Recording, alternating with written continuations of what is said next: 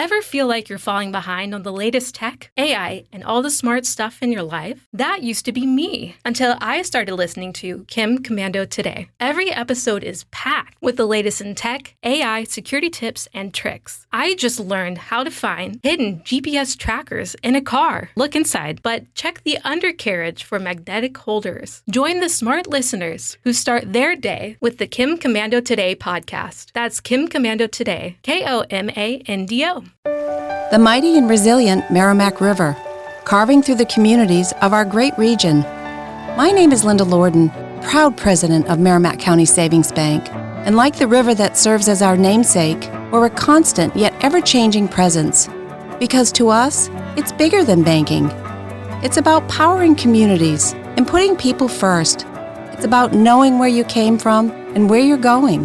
That's Merrimack style. Visit us at themerrimack.com.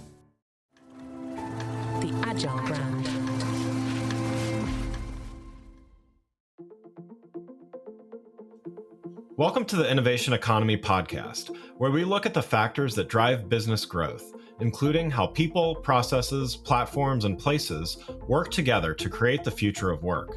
I'm your co-host, Greg Kihlstrom, advisor and consultant for Fortune 1000 brands as principal and chief strategist at GK5A, and best-selling author and speaker, and host of the award-winning podcast, The Agile Brand with Greg Kihlstrom. This episode is part of our Inspiration Plus Location series, where we look at what it's like to build businesses, work, and live in an innovative place, and the role of location in a hyper-connected, hybrid work world. The Innovation Economy Inspiration Plus Location podcast series is brought to you by Arlington Economic Development, representing Arlington, Virginia, which is one of the most dynamic economic hubs in America, with resources for businesses from the Fortune 500 to startups and everything in between. You can learn more about them at www.arlingtoneconomicdevelopment.com. To listen to the latest episodes or sign up for the Innovation Economy newsletter, go to innovationeconomy.show or click follow on your favorite podcast app to make sure you hear the latest episodes. And now on to the show. This is a special episode brought to you by Arlington Economic Development in Arlington, Virginia.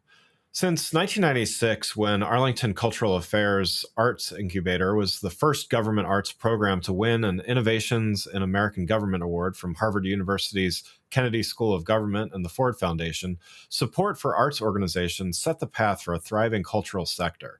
Today, we're going to talk about the role of cultural affairs and the arts in a thriving community. And to help me discuss this topic, I'd like to welcome Michelle Isabelle-Stark, Director, Arlington County Cultural Affairs Division. Michelle, welcome to the show. Hi, Greg. It's great to be here. Yeah, looking forward to talking about this with you. Why don't we get started with you giving a little background on yourself and your role at Arlington County Cultural Affairs Division?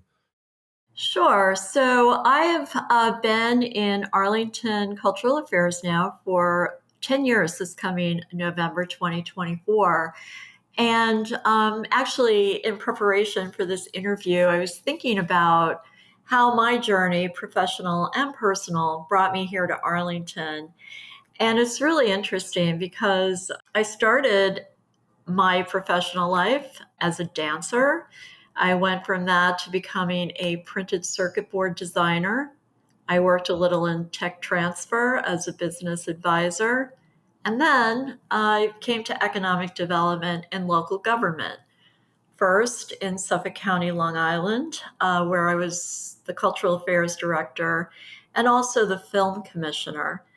And so I've had this breadth of experience throughout my life, professional life. And as I was thinking about what is the through line through all these various experiences, it's really this intersection of art, technology, and problem solving. And I think that is what I bring to the role as Director of Cultural Affairs.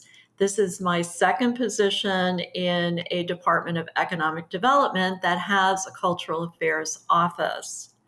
So my role here as a Cultural Affairs Director within Arlington Economic Development is to align our programs and resources with AED's strategic direction, which is currently the development of Arlington as an all-in destination for job creators, thinkers, entrepreneurs, and creatives. And that work that we do is expressed in our mission, which is to create, support, and promote the arts, connecting artists and community to reflect the diversity of Arlington. And really, the bottom line for all this is it means elevating our work as placemakers through our permanent public art, temporary public art, and all the activations that we do across the county. Great. Yeah, that's great, and really, really interesting, diverse background there as well. So that's, I'm sure that contributes to some of your perspectives on things. So, wanted to start with just, how cultural affairs has maintained and grown. I mentioned the grant early on, back in 1996, but wanted to talk with you a little bit about how cultural affairs has maintained and grown that foundation over the years. So, do you want to talk about some of the programs that cultural affairs has been a part of? Sure. So in cultural affairs, we view the artist as central to all the work we do. We are serving the artist. And as I said in our mission, we are connecting the artist with our community. And through that work, we're reflecting the diversity of Arlington. So every program that we have, whether it's public art, whether it's creating a festival or a music series, whether it's working in our art truck, which is a mobile platform for the arts, we are always thinking about how the artist is working in our community. And that community can be our residential community, our visitor community, or our business community.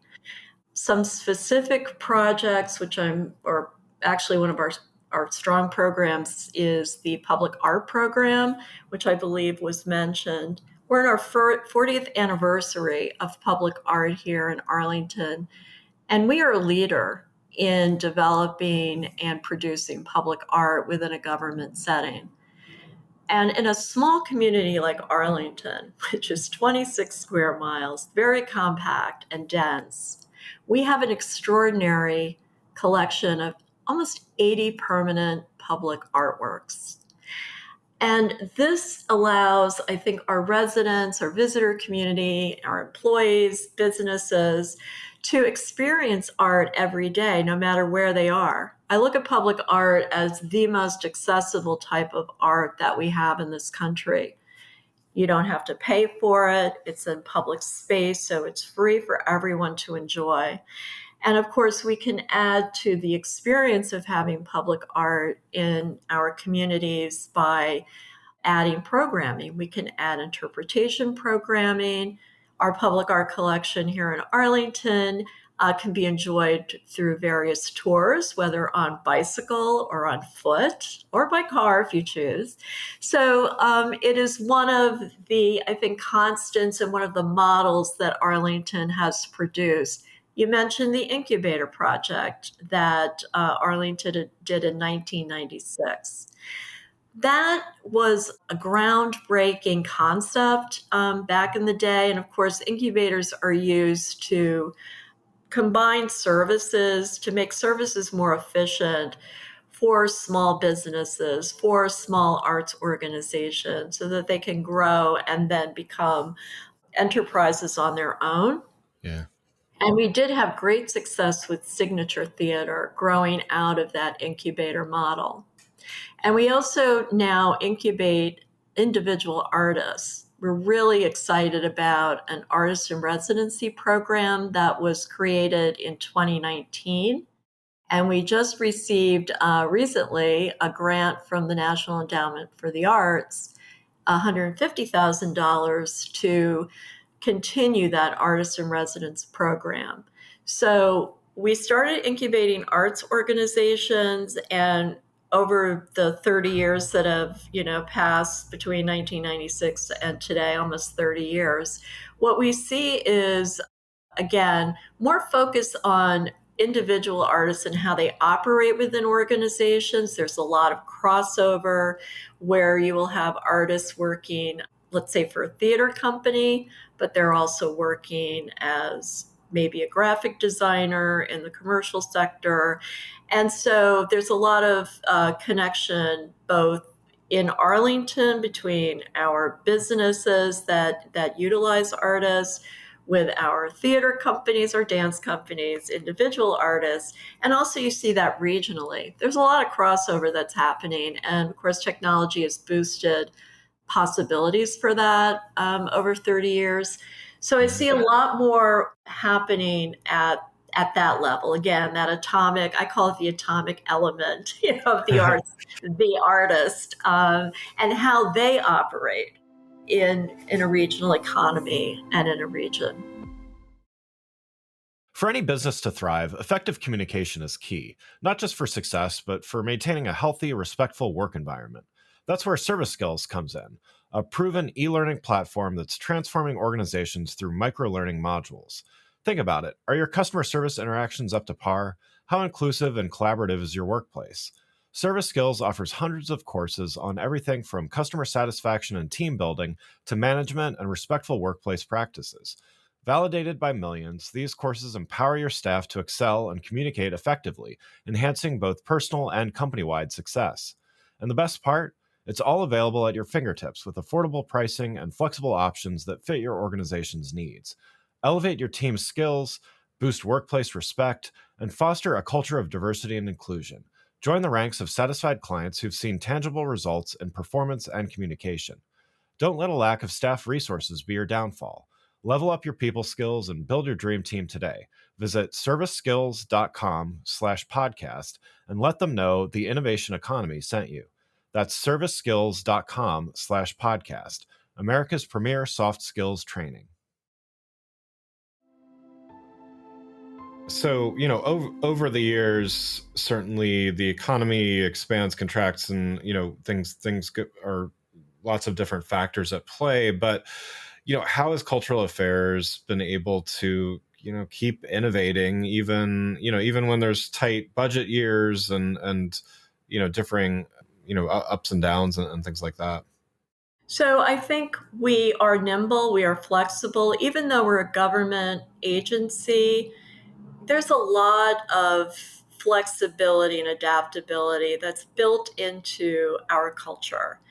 And we see that just with, I'm thinking about through the pandemic and how our arts organizations and artists responded to that crisis.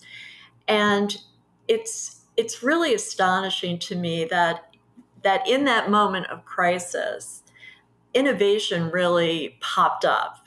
And what was a tragic event, and it was a tragic period of time for our country, our artists really stepped up and figured out a way to continue connecting to the public and to each other. And to me, that was like the hallmark or the apex of this ability for our arts community to make transitions, to adapt to changing situations. Yes, it was an uncomfortable period, and we're continuing to come out of that crisis period, both for our economy and for people, in general. And we probably have a long way to go and are never going back, I think, pre-pandemic. I don't think we can return to that. So for me, I mean, the arts are always about looking forward. What is the next movement? What is the next technology that's coming up that's going to help us transition, transform, and move forward in the arts? And you've seen that with every era through time, how artists adapt technology quickly and figure out what to do with it to create. And you'll probably see that with AI as well. Yeah, yeah. What about collaborations with the communities? What are some of the ways that you've been able to do that? So when you say community, I think of we have multiples of community Yeah. within Arlington. It's even though it's such a small area, like I said, 26 square miles. I was astonished when I first came here to find out the number of languages that are spoken in our public schools. I think it's about 100. And one of the interesting things for me working in the arts field has been to look at ways that we can connect with all this diversity and tap into it, right, for the benefit of our entire community. And I think one of the projects that we recently completed that demonstrates that would be our Artist in Residence program with the Arlington Partnership for Affordable Housing.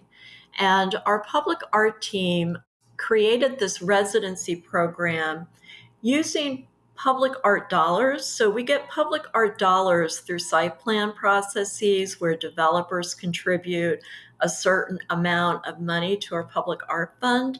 And that includes our affordable housing community when they do their projects. So we were thinking about how do we take these funds and use it for the benefit of the community, of these, affordable housing communities. And Angela Adams and others came up, she's our public art director, came up with this idea of doing an artist in residence program. And we succeeded in getting a grant through the National Endowment for the Arts to launch this artist in residence program. I am, I mean, I am so thrilled at what happened in that project and how many people we reached who were not familiar with the arts resources in Arlington. And we're able to work with Asa Jackson, a wonderful artist from Richmond, Virginia, who came here to work in that community. And it was just wonderful. I keep saying the word wonderful. I smile when I think about it because to see a community that may not be able to go out to an event or go to a paid event or has the time to even go because they're working so hard and raising their families, to see them engaged with this artist at their home base, right, their home, and in a wonderful community center that's part of that housing community, and create this wonderful quilt, this wonderful textile work that is now permanently displayed in their community. And Asa was able to weave stories and actual textiles of that community into the final work. And we were able to share it with the broader Arlington community at the Museum of Contemporary Art, Arlington, which is one of our many partners we work with. And the community was able to come to the museum and experience the excitement of having a public, exhibit of the work. And now it's at home with them. So I think that exemplifies the way that we can work with different communities in Arlington. We also, of course, have our mobile artist in residence platform called the Arlington Arts Truck, which again was funded through a National Endowment for the Arts grant. And we are able to pair an artist with a nonprofit organization or a government agency dealing with social issues or topics of concern for our community. And this is a participatory project that goes to different sites around Arlington, public, farmers markets or schools or other public places where the community can just show up and enjoy working on a piece of art with their community and the artist, and also learn about a topic of concern or something that's of interest to them. This has been a highly successful project, and we got that award from the NEA in 2018 to launch it. And I'm just thrilled that it's continuing to go and getting stronger actually as it goes along. We also, of course, work with a number of nonprofit arts organizations in Arlington, performing arts for the most part, theater companies and dance companies, and we have rehearsal space, shared rehearsal space, and theaters that are shared with Arlington Public Schools where they can create new work or musical theater, all different kinds of theater productions and dance productions that are then shared with the community at reasonable ticket prices. So we have a whole gamut of programming that is available for the community, different communities. Yeah, yeah. So from a business perspective, I mean, certainly we've talked a lot about on the show about just kind of the benefits that a thriving arts community brings to the business sector. What should businesses and their employees thinking of, locating to Arlington, what should they expect from the arts sector from that perspective? So I think Arlington, again, I'm going to go to the unique quality of Arlington, the unique Yeah. identity of Arlington as I see it. It's both human scaled with global reach. And that is reflected in its arts and its arts community and its arts programming. So I think that, again, with our strong public art program and all of the events that are happening, the arts events in Arlington, I think that they can expect opportunities to experience art every day. And as an economic development organization, we know that investments in and support of arts, culture, placemaking, and entertainment are key to protecting and elevating Arlington's unique global identity and reach. So, with that in mind, you're going to find creative assets integrated not only into our economic strategy and destination marketing, but in almost every other area, as I was explaining a little bit throughout affordable housing, different corridors, parks, all the public spaces in Arlington, so that we're building an ecosystem that can support all levels of creatives, from novices and hobbyists to those who wish to pursue a career, and for those who are, just creative or want to participate in a creative event or be with artists or be around artists. We have that. And also the diversity of our arts is extraordinary for such a small community. As I mentioned before, we have a new crop of artists and residents coming into our main building at 3700 South 4 Mile Run. Ethiopian American, African American, a Colombian muralist, and the just rich resources for the arts here. Our history, our geography, our progressive nature as a county and as a community, I think is really a welcoming environment for all businesses and employees from wherever they come from can find a place here. Yeah, yeah, that's great. Well, Michelle, thank you so much for joining today. One last question before we wrap up. I mean, I know you've touched on how Arlington is staying innovative and continuing to grow. For those that maybe are, whether they're in the region or outside of the region and want to learn a little bit more about the arts in Arlington, what's the best way for them to do that? Oh, go to our website, arlingtonarts.org. And we have a number of social media platforms. We're on Facebook, Instagram, and Twitter. Our Facebook is probably the best resource for what's happening in Arlington, and that's at arts.arlington. Great. Wonderful. Well, again, I'd like to thank Michelle Isabelle-Stark, Director, Arlington County Cultural Affairs Division, for joining the show. You can learn more about Michelle and Arlington Economic Development by following the links in the show notes.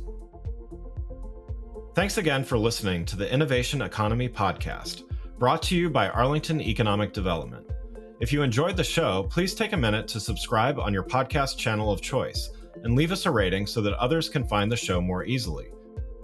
You can access more episodes at www.innovationeconomy.show or on your podcast platform of choice. The Innovation Economy is produced by Missing Link, a Latina-owned, strategy-driven, creatively fueled production co-op. From ideation to creation, they craft human connections through intelligent, engaging, and informative content. Until next time, let's keep innovating.